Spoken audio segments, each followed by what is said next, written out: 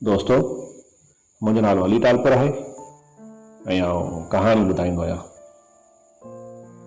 अॼु आउं तव्हांखे सिंध जी बहितरीन लेखका फरज़ाना शाहीन जी लिखियल कहाणी वजूद जी ॻोल्हा ॿुधाईंदुसि।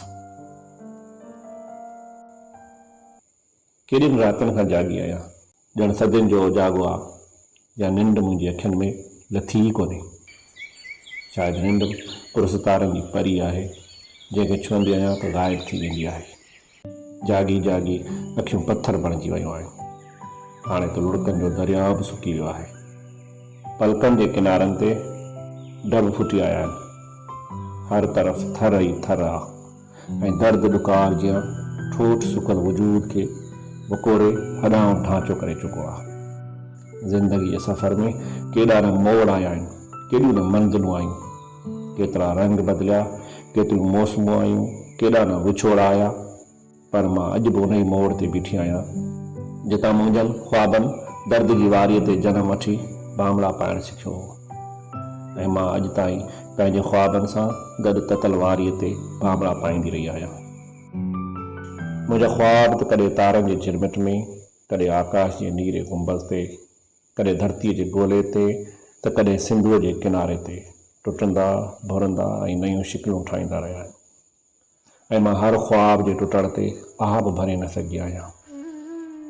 नई सुहागण जे रहे जे पलाद में कुझु ख्वाब, कुझु सपना, कुझु उम्मीदूं ॿधल हुयूं, पर मुंहिंजो पलो जॾहिं तो सां ॿधो वियो त मां पंहिंजा सपना, पंहिंजा ख्वाब, पंहिंजूं उम्मीदूं पंहिंजे अबाणे घर जे अङण में पोखियल निम जे वण हेठियां दफ़न करे आई हुयसि। छो त मां ॼाणा पई त तूं मुंहिंजनि भॻल टुटल ख्वाबनि खे कॾहिं बि पनाह न ॾेई सघंदे। तूं त मुंहिंजे नेणनि में आलाण बि ॾिसी न सघे त कंहिंजो अक्स टुटो आहे, कंहिं लाइ मातम आहे। तूं त ख़ुदि पंहिंजनि ख्वाबनि ऐं ख़्वाहिशनि जो घायल हुए।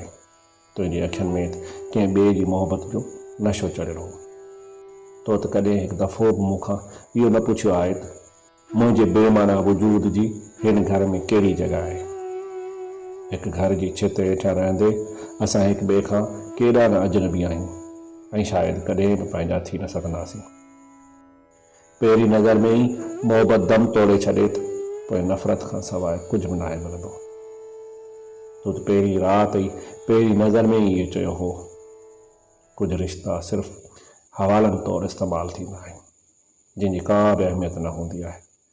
तुंहिंजो मुंहिंजो रिश्तो बि निकाह जे बेजान काग़ज़नि ताईं महदूद आहे, जंहिंमें का बि रूहानी, का बि जिस्मानी कशिश न आहे।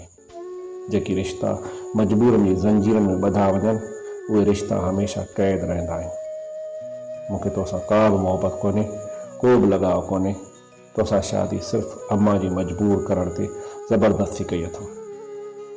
मुंहिंजी मोहबत राहिला आहे ऐं हमेशह रहंदी। तो केतिरी आसानी सां सभु कुझु चई छॾियो ऐं मां तोखे कुझु बि चई न सघियसि त मूंखे बि तोसां का मोहबत ऐं को बि लॻाव कोन्हे।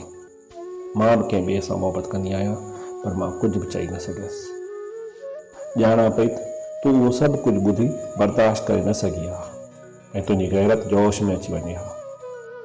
मां पंहिंजी मोहबत पंहिंजी मादीअ खे दफ़नाए पोइ तुंहिंजी ज़िंदगी में आई हुयसि। औरत मादी में चाहे कंहिंसां मोहबत कंदी हुजे, पर शादी खां पोइ हू सिर्फ़ु पंहिंजे मुड़ुस सां ई वफ़ादार रहंदी आहे।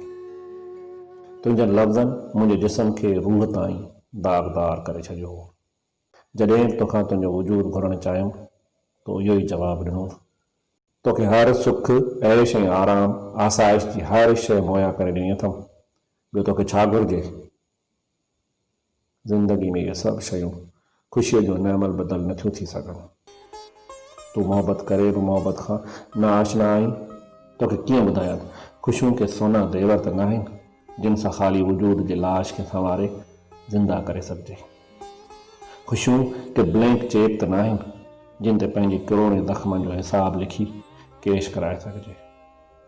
ख़ुशियूं त अंदरि मां फुटंदियूं आहिनि, पोइ पोपटनि जियां उॾामंदियूं आहिनि ऐं गुलनि जियां वास ॾींदियूं आहिनि। ख़ाली टहक ख़ुशियूं त न आहिनि, बल्कि ख़ुदि खे धोखो ॾियणु आहे ऐं इहो धोखो मां अज़ल खां पाण खे ॾींदी रहंदसि। शायदि असां जहिड़ा ठुकरायल माण्हू किथे बि ख़ुशि रही नथा सघनि। मुंहिंजे वजूद उन ॾींहुं ख़ुदकशी करे छॾी हुई जॾहिं तो मुंहिंजे वजूद खे ठुकराए घर जी कुंड में उछले छॾियो हो ऐं सुबुह शाम पंहिंजे पेरनि जे हेठां चीभाटे मुंहिंजी शनाख़्त विञाए छॾी हुई। ख़ामोशी त सभ खां वॾो अज़ाब हूंदी आहे ऐं मां ख़ामोशी जो ज़हर पी पाण खे हमेशह लाइ मारे छॾियो आहे। मां अॼु ताईं तोखां इहो न पुछियो आहे त तूं रातियूं किथे गुज़ारींदो आहीं, कंहिंसां मिलंदो आहीं, जॾहिं त मूंखे ख़बर आहे त तूं राहिला सां मिलंदो रहंदो आहीं, रातियुनि जूं रातियूं हिन सां गॾु गुज़ारींदो आहीं ऐं मां तुंहिंजी ज़ाल हूंदे बि हिकु राति जी बि बीख तोखां पिनी न सघी आहियां। मुंहिंजा नंढड़ा ख्वाब जेके मूंसां गॾु बांबड़ा पाए जवानी जी मंज़िल मारण बिना ई हाणे आख़िरी वही लाइ उजामी रहिया आहिनि। मुंहिंजे मन जूं भावनाऊं बि ॿरी ॿरी रख थी चुकियूं आहिनि। अॼु तुंहिंजे मन में वेठल ज़हरीलो नाग पूरी कुवत सां फण कढी बीठो हो ऐं तूं ज़ोर ज़ोर सां रड़ियूं करे रहियो हुएं त तूं मञी छो नथी त तूं शादी खां अॻु में बि पंहिंजे कज़न आमिर सां मोहबत कंदी हुई ऐं तुंहिंजा हिन सां नाजाइज़ तालुकात हुआ। उफ़ मुंहिंजा ख़ुदा, मर्दनि लाइ मोहबत अज़मत ऐं औरत लाइ ज़िल्लत ऐं तहमत आहे। हा, मां आमिर सां मोहबत कंदी हुयसि पर शादी खां अॻु में, पर तूं त मुंहिंजी पाक ऐं पवित्र मोहबत ते गंदा इल्ज़ाम न हण। बकवास बंदि कर, मूंखे ख़बर आहे मोहबत में छा थींदो आहे। तूं त यूज़ थियल सेकेंड हैंड माल आहीं जंहिंखे मां पंहिंजे घर में बर्दाश्त करे कोन थो सघां। तूं त राहिला सां मोहबत कंदो आहीं, मूं कॾहिं पुछियो आहे?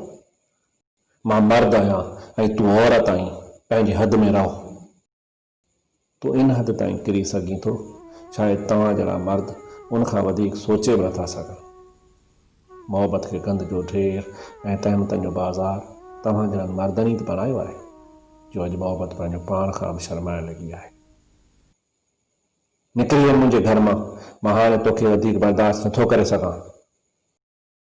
इहो इल्ज़ाम हणी घर मां कढी पंहिंजो रस्तो साफ़ करणु थो चाहीं।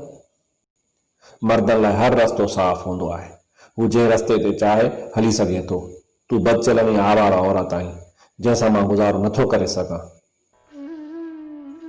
ऐं पोइ बदचलन आवारा इहे ॿई लफ़्ज़ मुंहिंजे वजूद ते लेबल जीअं चुंबड़ी विया। इन जे घर मां निकिरी किथे बि पनाह न मिली। शायदि औरत जो को घर आहे ई कोन। ॿाहिरनि जे मथां मुंहिंजो वजूद ॼण छिप बणिजी किरियो हुजे ऐं भाॼाइनि जा ताना रूह खे छिया छिया करे छॾींदा आहिनि। बदचलन ऐं आवारा हुए तॾहिं त घर कोन कई। तहमतनि जा कंडा सोए सोए आङिरियूं चिचरजी वियूं आहिनि। केसि ताईं इहे कंडा सोईंदी रहंदसि ऐं पंहिंजे वजूद जी ॻोल्हा में भटकंदी रहंदसि। बस दोस्तो, इहा हुई अॼु जी कहाणी जेका उम्मीद तव्हांखे ज़रूरु पसंदि आई हूंदी। दोस्तो, तव्हांखे ही कहाणी जो सिलसिलो कीअं लॻी रहियो आहे, उन बाबति कमेंट सेक्शन में वञी पंहिंजी राय खां ज़रूरु आगाह कंदा। ऐं हा, जेकॾहिं तव्हां नवां आहियो त मुंहिंजे हिन यूट्यूब चैनल खे सब्सक्राइब कंदा ऐं उन सां गॾु बेल जी घंटी खे बि दॿाईंदा त जीअं हर ईंदड़ नई कहाणी तव्हां ताईं आसानी सां पहुची सघे।